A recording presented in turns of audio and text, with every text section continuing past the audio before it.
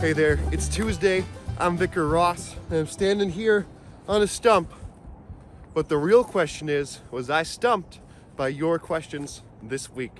Thank you for all your questions you've been submitting. If you have any questions you want answered on Stump the Vicar, or you think it would be good to be answered on Stump the Vicar, feel free to send them to my email. I'll put it right over there. Talking about marriage today, the question that got asked was, do marriages have to take place in a church?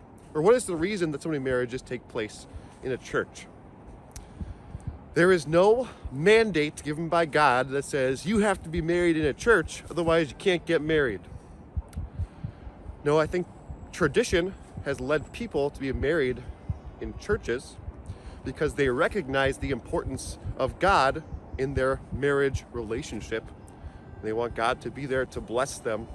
They realize that it is God who has brought them together and is uniting them. However, you do not need to be in a church building to be married.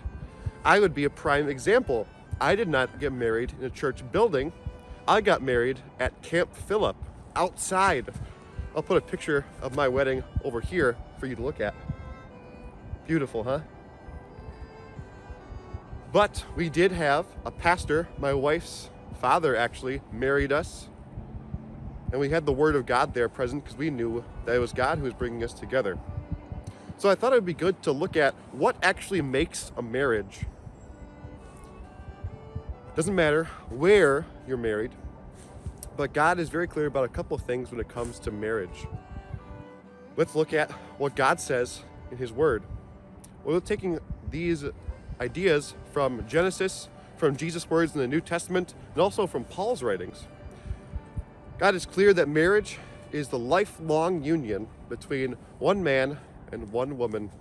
They are united under God and in front of men, right in front of people, the governing body of the land as well. So to be married, you have to have one man, one woman who promise to love each other forever.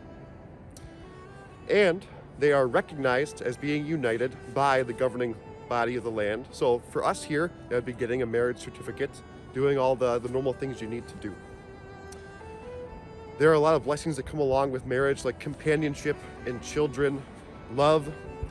It's not always easy, but as Paul tells us, that marriage relationship reflects the relationship that Jesus has with us, His church. What a blessing it is that God has given us this special bond that we can share. There is no closer union on this side of heaven than that between a husband and his wife. A husband will give up his life for his wife, just as Christ gave up Himself for us, His church. And just as we, the church, submit and love Christ, respect Him, the bride will do that same thing for her husband. If you have any other questions about marriage, don't hesitate to ask. May God bless you today and always, and we will see you next week at a stump near you.